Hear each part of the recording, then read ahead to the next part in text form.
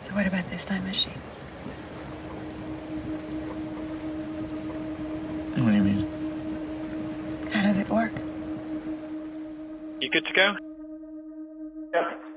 Hang on. Okay. Hi, Richard. I'm just here with Cogonada from Sight and Sound. Oh, great. I'm recording the phone conversation. I just want to make sure you know that. You're cool with that? Yeah. Okay. All is now being recorded.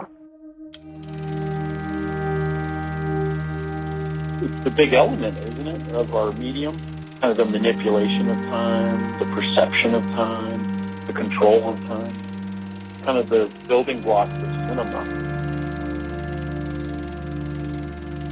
Time is a really powerful factor, but it is in all of our lives. You know, you look at a picture of yourself when you were 10 years old and stare at that for a second and look at yourself in the mirror. That's a powerful connection, you to that person, and we all have that. Antoine Douanel. I think it's more perception, you know? It's like how your brain perceives and unfolds through a day, or just the perception of an event. It's so human, whether you're in a waking or a dream state. I always have this strange feeling that I'm this very old woman laying down about to die. I just traveled all the way from the future. I was just with your 82-year-old self. You know that my life is just memories or something. Like I'm looking back on my life. Like my waking life is her memories. But we're not real anyway, right? We're just characters in that old lady's dream. She's on a deathbed fantasizing about her youth. Ja. Livet er en lang kæde af drømme, der glider over i hinanden. Cinema had existed for hundreds of thousands of years already, you know, in the dream state. And people knew immediately how to watch films because they had been doing it every night forever. Technological advances met consciousness in a new art form.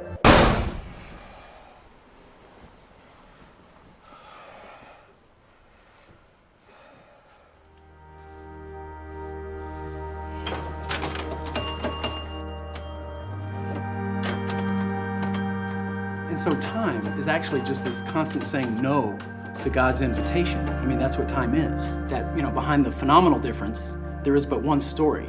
And that's the story of moving from the no to the yes. All of life is like, no thank you, no thank you, no thank you. And then ultimately it's, yes, I give in. Yes, I accept. Yes, I embrace. I mean, that's the journey. And I feel like film can let us see that, you know, can like frame it so that we see like, this moment, you know, holy. And it's like holy, holy, holy, moment by moment. But like, who can live that way, you know? All he could think about was that he was looking at something that was gonna die someday. He just couldn't get it out of his head. And I think that's so true.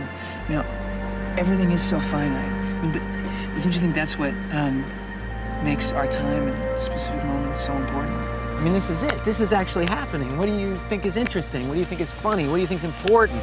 You know, every day is our last. It's like, is this really my life? Like, is it happening right now? Jesse and Celine are constructs. They're not Ethan and Julie, and they're not me. They're these written parallel worlds saying something about different phases of life or the times we're living in or just what it's like to be a person. How you physically change, how you mentally change, you know, how you're still the same person but kind of not.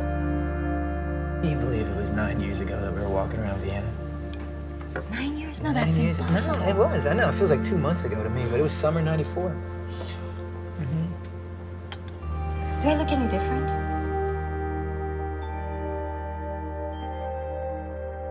We've met before. Summer '94.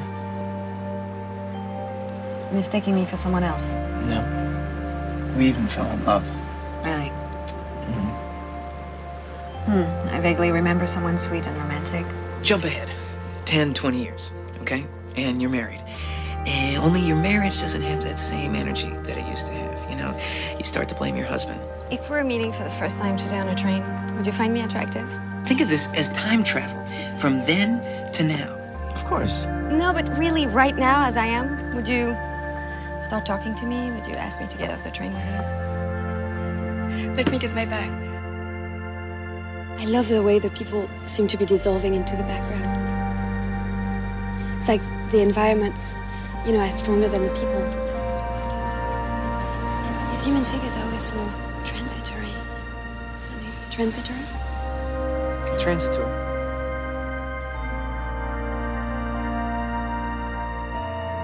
Sunrise, sunset, or anything so ephemeral. Just like our life. We appear and we disappear. And we are so important to some, but we are just passing through. I want to see if you stay together or if you dissolve into molecules. How am I doing?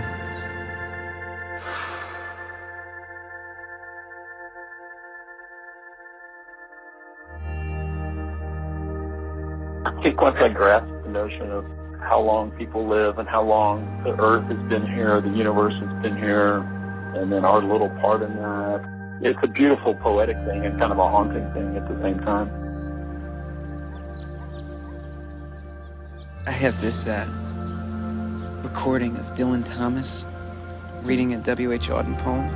He's got a great voice. It's like all the clocks in the city began to whir and chime. Oh, let not time deceive you. You cannot conquer time. In headaches and in worry, vaguely life leaks away.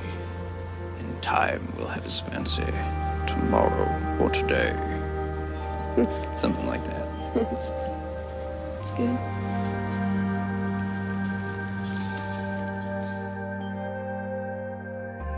So what about this time machine?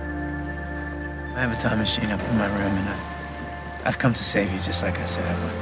Save me from what? Save you from being blinded by all the little bullshit of life. It's not bullshit. I assure you, that guy you vaguely remember, the sweet romantic one that you met on a train? That is me.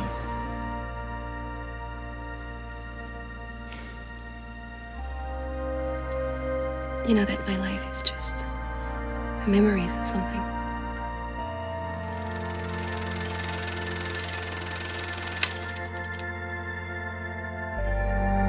Oh, let not time deceive you. You cannot conquer time. In the burrows of the nightmare where justice naked is, time watches from the shadow and coughs when you would kiss. In headaches and in worry, vaguely life leaks away, and time will have his fancy tomorrow or today.